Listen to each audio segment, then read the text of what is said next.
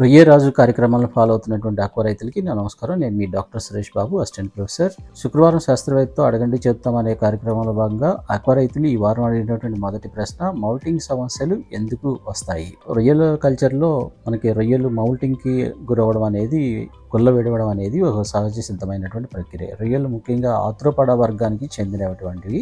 ఇవి ఆర్థ్రోపాడా వర్గానికి చెందినటువంటి అన్ని జీవుల్లో కూడా ఈ గుల్ల కొట్టడం, గుల్ల విడవడం లేదా మౌల్టింగ్ అనేటువంటి ఒక సహజ సిద్ధమైనటువంటి ప్రక్రియ అన్నమాట. ఈ ప్రక్రియని కంట్రోల్ చేసేటువంటి, నియంత్రించేటువంటి కొన్ని హార్మోన్స్ అనేది దీనికి ముఖ్య కారణం అనమాట. ఈ రొయ్యల్లో మాత్రం ఎగ్డైసోన్ అనేటువంటి హార్మోన్ దీనికి కారణం అనమాట. ఈ హార్మోన్ మరికొన్ని హార్మోన్ల యొక్క ప్రభావం మూలంగా ఇది హార్మోన్ పనిచేయడం జరుగుతుంది. తద్వారా మౌల్టింగ్కి గురవుతూ ఉంటాయి. అంతేకాకుండా వాటర్కి సంబంధించినటువంటి కొన్ని రసాయనిక లక్షణాల మీద కూడా ఈ హార్మోన్ విడుదల, ఈ హార్మోన్ యొక్క ప్రభావం అనేది ఆధారపడి ఉంటుంది. అవి ఏంటంటే ఎక్కువ డిజాల్వ్డ్ ఆక్సిజన్ ఉండాలి, తర్వాత టాక్సిక్ గ్యాసెస్ అనేటువంటి అమోనియా ఇలాంటివి తక్కువ ఉండాలి, ఉండకూడదు అసలు. అలాగే మినరల్స్ స్థాయి ప్రాపర్గా ఉండాలి, వాటర్లో కాల్షియం ఇలాంటి మినరల్స్ యొక్క స్థాయి ప్రాపర్గా ఉండాలి.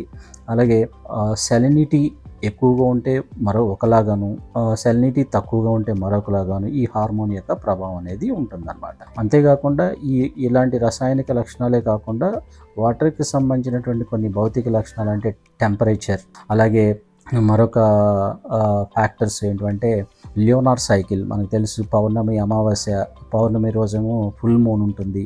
సో ఆ టైంలో దానికి సంబంధించినవి కూడా రొయ్యల యొక్క మౌల్టింగ్ అనేది ఆధారపడి ఉంటుంది అనమాట. ఎందుకంటే చాలా రకాల మెరైన్ లివింగ్ ఆర్గానిజమ్స్ అన్నీ కూడా ఈ లియోనార్ సైకిల్కి లింక్ అయ్యి వాటి యొక్క బిహేవియర్ అనేది ఆధారపడి ఉంటుంది. మౌల్టింగ్ అనేది కూడా ఒక లక్షణం అన్నమాట. మౌల్టింగ్ బిహేవియర్ కూడా దానికి సంబంధించి కొంత పనిచేస్తూ ఉంటుంది. అదేవిధంగా ఫోటో పీరియడ్, ఒక రోజులో సూర్యరశ్మి యొక్క అందుబాటులో ఉండేటువంటి కాలం, ఇది సమ్మర్లో ఎక్కువగా ఉంటుంది. ఫోటో పీరియడ్ అంటే పగటి కాలం ఎక్కువగా ఉంటుంది, రాత్రి కాలం తక్కువ ఉంటుంది. అలాగే వింటర్లో అయితే పగటి కాలం తక్కువగా ఉంటుంది, రాత్రి కాలం ఏమో ఎక్కువగా ఉంటుంది. సో ఈ అవైలబిలిటీ, లైట్ ఆఫ్ సూర్యరశ్మి యొక్క అవైలబిలిటీని బట్టి ఈ మౌల్టింగ్ అనేది ఆధారపడి ఉంటుందన్నమాట. సో ఇన్ని రకాలుగా ఈ మౌల్టింగ్ అనేది నియంత్రించబడుతూ ఉంటుందన్నమాట. ఇవన్నీ కూడా ఆప్టిమంగా, దానికి అనుకూలంగా ఉన్నప్పుడే రొయ్యలు అనేవి మౌల్టింగ్కి గురవడం, మౌల్టింగ్ జరుపుకోవడం, గుల్ల విడవడం అనేది జరుగుతుందన్నమాట. మరో రైతు అడిగినటువంటి రెండవ ప్రశ్న, ఆర్ఎంఎస్ని ఎలా కంట్రోల్ చేసుకోవాలి? ఆర్ఎంఎస్ అంటే రన్నింగ్ మోర్టాలిటీ సిండ్రోము. ఈ ఆర్ఎంఎస్ని ప్రివెంట్ చేసుకోవాలి, కానీ వచ్చిన తర్వాత కంట్రోల్ చేసుకోవడం అనేది కొంచెం కష్టతరమైనటువంటి, గ్యారంటీ లేనటువంటి ఒక ప్రక్రియ అన్నమాట. ఒకసారి ఆర్ఎంఎస్ వచ్చిందంటే అది జనరల్గా మనం ఏం సజెస్ట్ చేస్తామంటే ఆ స్టేజ్ని బట్టి, ఆ దశని బట్టి, మనం పెట్టుబడి వస్తుందా లేదా దాన్ని బట్టి ఎర్లీగా హార్వెస్ట్ చేసుకుంటే బెస్ట్, ఎర్లీగా పట్టుబడి చేస్తే బెస్ట్ అని చెప్పేసి మనం సజెస్ట్ చేస్తూ ఉంటాం అన్నమాట. దీనికి ముందుగా కారణాలు తెలుసుకుంటే, ఆర్ఎంఎస్ వ్యాధి వచ్చిందంటే అసలు ఫస్ట్ నుంచి ప్రిపరేషన్ సరిగ్గా లేదేమో, లేదంటే పాండ్ మెయింటెనెన్స్ సరిగ్గా లేదు, లేదా వాటర్ క్వాలిటీ పారామీటర్స్ సరిగ్గా మెయింటైన్ అవ్వట్లేదు అనే దాన్ని ఇండికేట్ చేస్తూ ఉంటుందన్నమాట ఈ ఆర్ఎంఎస్ వ్యాధి. సో ఆ పిల్ల నాణ్యత దగ్గర నుంచి, పాండ్ ప్రిపరేషన్ దగ్గర నుంచి, తర్వాత ప్రారంభం నుంచి వాటర్ క్వాలిటీ యొక్క పారామీటర్స్ సరిగ్గా లేకపోవడం, ఇవన్నీ తర్వాత విబ్రియో అనేటువంటి బ్యాక్టీరియా యొక్క ప్రభావం, వీటన్నిటి ప్రభావం మూలంగా ఇవి కనిపిస్తూ ఉంటుందన్నమాట. 35-40 రోజులు స్టాక్ చేసినటువంటి 35 రోజులు 40 రోజుల తర్వాత కనిపిస్తూ ఉంటుంది. సో ఇది ఒకసారి వచ్చిన తర్వాత దీన్ని రకరకాల మందులతో ట్రీట్ చేయడం, రకరకాల మెడిసిన్స్ వాడడం, వీటన్నిటి వలన ఏం జరుగుతుందంటే ఇన్వెస్ట్మెంట్ పెరుగుతుంది, అది వాడినా కానీ గ్యారంటీ ఉండదు. సో కాబట్టి ఇన్వెస్ట్మెంట్ పెరిగినప్పుడు ఆటోమేటిక్గా మనం నష్టాల్లోకి వెళ్ళిపోతాం. కాబట్టి ఎర్లీగా, కుదిరినంత మేర ఎర్లీగా హార్వెస్ట్ చేసుకోవడం బెస్ట్ అని చెప్పేసి మనం సజెస్ట్ చేస్తూ ఉంటాము. ఏది ఏమైనప్పటికీ మనం ఏ విధంగా కంట్రోల్ చేసుకోవాలంటే, ప్రారంభం నుంచి వాటర్ క్వాలిటీ పారామీటర్స్ మనం జాగ్రత్తగా మెయింటైన్ చేసుకోవాలి. డిజాల్వ్డ్ ఆక్సిజన్ కానీ, తర్వాత బాటంలో అమోనియా గ్యాసెస్ కానీ, H2S గ్యాసెస్ కానీ కొంచెం జాగ్రత్తగా ఎక్కువ ఉండకుండా ఎప్పటికప్పుడు వాటిని నియంత్రించుకుంటూ ఉంటే, ముఖ్యంగా ఇవి మెయింటైన్ అవ్వాలంటే ప్రారంభం నుంచి ప్రొబయోటిక్స్ యొక్క అప్లికేషన్ అనేది మనం ఇచ్చుకుంటూ ఉంటే వాడుతూ ఉంటే పాండ్ యొక్క బాటమ్ కానీ నాణ్యత కానీ తర్వాత వాటర్ క్వాలిటీ కానీ జాగ్రత్తగా ఆప్టిమమ్ కండిషన్లో మెయింటైన్ అవుతూ ఉంటుందన్నమాట. సో తద్వారా మనం ఆర్ఎంఎస్ వ్యాధిని కొంచెం ప్రివెంట్ చేసుకోవాలి. వచ్చిన తర్వాత కంట్రోల్ చేసుకోవడం అనేది కొంచెం గ్యారంటీ లేనటువంటి ప్రక్రియ. మరో రైతు అడిగినటువంటి మూడవ ప్రశ్న, చేపల చెరువుల్లో లేదా రొయ్యల చెరువుల్లో బ్లీచింగ్ని ఎందుకు వాడుకోవాలి? మనకు తెలుసు ప్రారంభంలో బ్లీచింగ్ క్లోరినేషన్ అనేటువంటి ప్రక్రియ మనం చేస్తూ ఉంటాం. సో దానికి గాను బ్లీచింగ్ పౌడర్ని అప్లై చేస్తూ ఉంటాం అన్నమాట. బ్లీచింగ్ మనం అప్లై చేసినప్పుడు బ్లీచింగ్ వాడినప్పుడు ఏమవుతుందంటే అది వాటర్లో కరిగి క్లోరిన్ అనేటువంటి గ్యాస్ని విడుదల చేస్తుంది అన్నమాట. ఈ క్లోరిన్ అనేటువంటి గ్యాస్ మళ్ళీ వాటర్ మాలిక్యూల్స్తో నీటి అణువులతో కలిసి ఒక హైపోక్లోరస్ యాసిడ్ అని ఒక యాసిడ్ని రిలీజ్ చేస్తుంది. ఆ యాసిడ్కి వాటర్లో ఉన్నటువంటి లేదా పాండ్లో ఉన్నటువంటి సూక్ష్మ క్రిములు యొక్క కణత్వచము నాశనం అయ్యేటువంటి గుణాన్ని ఆ యాసిడ్కి ఉందన్నమాట. తద్వారా ఆ మైక్రో ఆర్గానిజమ్స్ సూక్ష్మ క్రిములు అనేవి నాశనం అవ్వడం జరుగుతుంది, చనిపోవడం జరుగుతుంది అనమాట. తద్వారా ఆ సూక్ష్మ క్రిముల ద్వారా వచ్చేటువంటి వ్యాధులు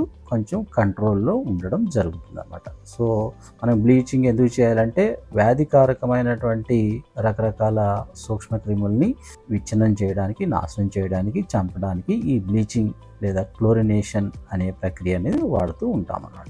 మరో రైతు అడిగినటువంటి 4వ ప్రశ్న, చేపల చెరువుల్లో శానిటైజర్స్ ఎందుకు వాడుకోవాలి?